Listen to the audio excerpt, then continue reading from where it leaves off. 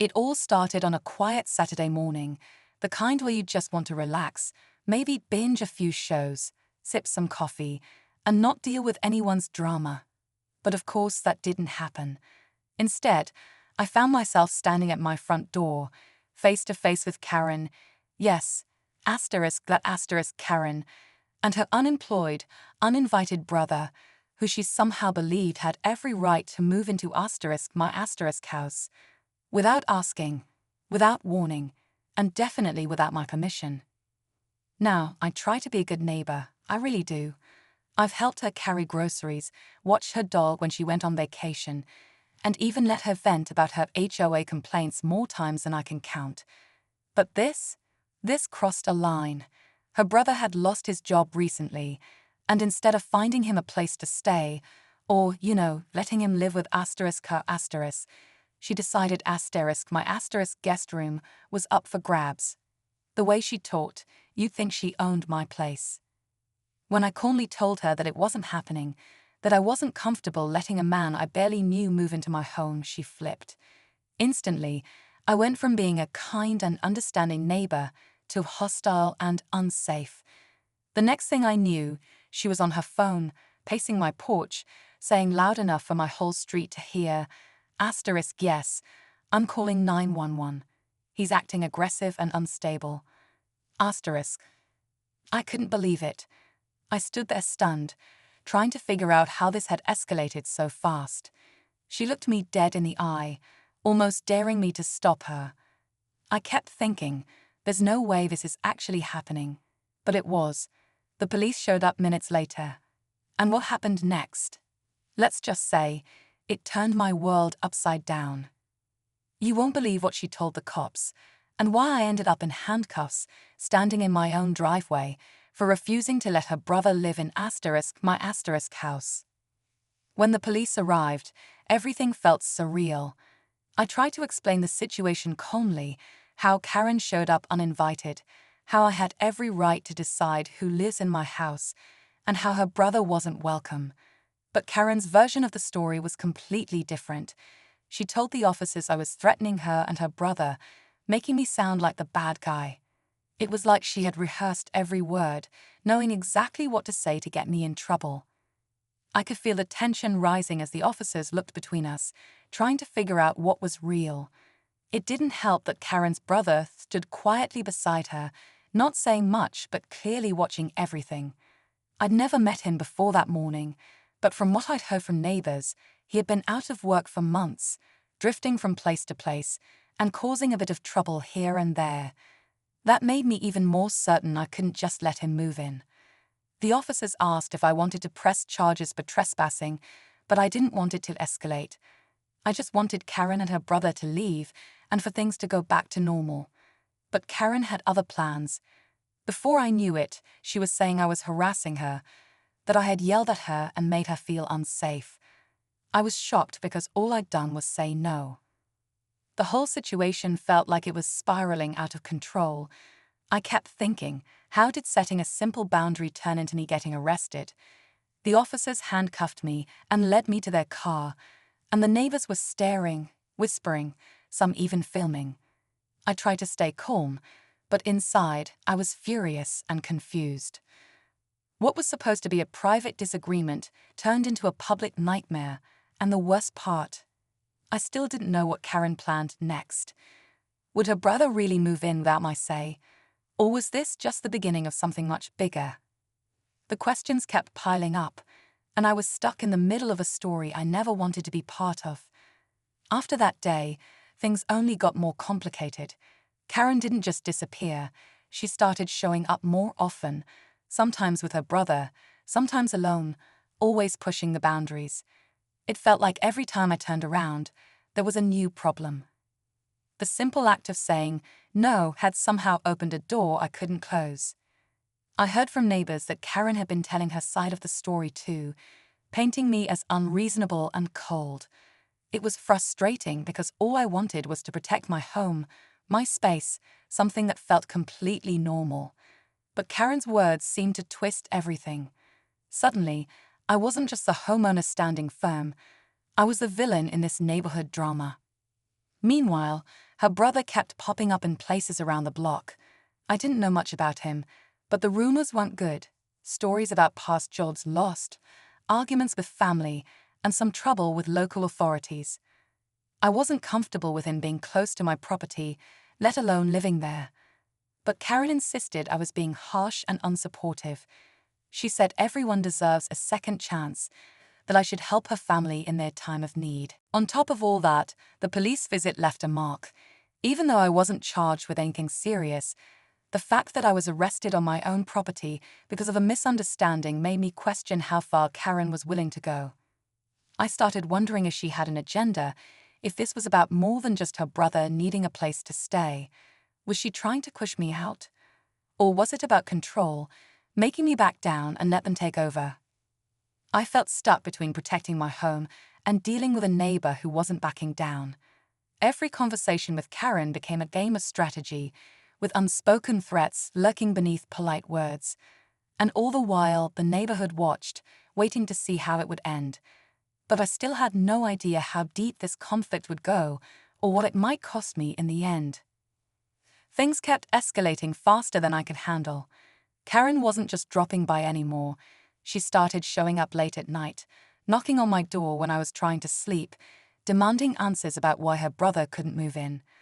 I tried to stay calm, but it was exhausting. Every refusal seemed to push her further, and her visits felt less like neighbors checking in and more like pressure building against me. One evening, I came home after work to find her brother sitting on my porch steps, looking casual but clearly waiting for something. I hadn't invited him, hadn't even told him where I lived. The feeling of invasion hit me hard. I asked him to leave, but he just shrugged like it was no big deal. Karen wasn't far behind, and when she saw him there, her expression shifted, half frustration, half determination. The neighbors were starting to take sides, and whispers floated through the street. Some said I was overreacting. Others thought Karen was crossing a line. It wasn't just about one person living in a house anymore. It was about control, respect, and boundaries that were being tested every single day. The tension between Karen and me finally exploded when she accused me in front of others of being selfish and heartless. She said I didn't care about family or community, and that I was trying to push her brother out onto the streets. I tried to explain again, but it felt like nothing I said mattered anymore. The lines were drawn, and the neighborhood felt like a powder keg ready to blow. Then came the night that changed everything. Karen's brother showed up uninvited again, this time bringing some friends I'd never met. I locked the door, but the noise outside was impossible to ignore. Voices raised, footsteps pacing back and forth, and the feeling that things were about to get out of hand. I stood there, heart pounding, knowing that if I opened that door, everything could spiral into chaos. This was the moment I'd been dreading, where the conflict I tried to avoid was about to come crashing down in the worst way possible, and I had no idea how it was going to end. Just when I thought things couldn't get any worse, the unexpected happened. As the noise outside grew louder, I heard a sudden crash against my front window. My heart stopped. I peeked through the blinds and saw Karen's brother and his friends arguing heatedly with someone I didn't recognize. The stranger was holding something that looked like a phone, but his face was shadowed and his tone was aggressive. Then, out of nowhere, Karen appeared, not angry like before, but looking almost panicked. She was shouting at her brother and this stranger, telling them to calm down, but they didn't listen. The situation escalated fast, voices turning into yelling, and before I knew it, the stranger stormed off, threatening to come back with more people. I couldn't believe what I was witnessing. This wasn't just about a place to stay anymore. There was something bigger going on, something dangerous that I hadn't seen coming. I tried to call the police again, but Karen blocked me, telling me not to get involved, saying it would only make things worse for her brother. That's when I realized this whole mess was way more complicated than I thought. Karen wasn't just defending her brother, she was caught up in something that could pull us all into trouble. The stakes had just been raised, and my home, the place I fought so hard to protect, was now at the center of a storm I couldn't control. Neighbors started looking at me differently, whispering about the chaos unfolding right on my doorstep. Was I being paranoid, or was this a sign that Karen's brother's problems were more serious than just being jobless? The tension in the neighborhood reached a boiling point, and I felt the pressure building to a breaking point. I was trapped between protecting my property and navigating a dangerous situation that kept spiraling out of control. And just when I thought I could find a way out, Karen dropped another bombshell that made me question everything I thought I knew about her and her brother. What she told me next changed everything, and it was clear there was no turning back now. The night everything came to a head was the most intense moment I've ever experienced. After the stranger left threatening to bring more people, I finally called the police again, desperate for help. This time, they showed up faster, and when they arrived, Karen was nowhere to be found. Her brother was still on my porch, but instead of looking defiant, he seemed exhausted, like the weight of everything had finally caught up to him. The officers asked a lot of questions, and I told them everything: the uninvited visits, the tension with Karen, the chaos with the strangers. Slowly, pieces started to fall into place. It turned out the stranger was connected to a group that Karen's brother had accidentally gotten involved with while struggling to find work and support himself. That explained the threats, the late-night visits, and the growing fear I'd felt creeping around my own home. Karen's brother admitted he'd been scared and didn't know how to get out of the mess, but also that he never wanted to bring that danger to my doorstep. He apologized sincerely, and I saw a side of him I hadn't before, the vulnerability beneath all the anger and trouble. The police promised to keep an eye on the situation and help him find safer options to get back on his feet. As for Karen, she finally came forward the next day. She apologized too, admitting she had pushed too hard and let things get out of control. She said she just wanted her brother to have a chance to rebuild his life, but she didn't realize how much pressure she was putting on me and the neighborhood. It wasn't perfect, but it was a start. Just when I thought the nightmare was finally over, there was one last shock. I found out from a neighbor that Karen's brother had quietly moved into another nearby house, one I didn't even know he had access to. The twist, it wasn't just any house. It belonged to Karen's own family, who had been hiding this for weeks.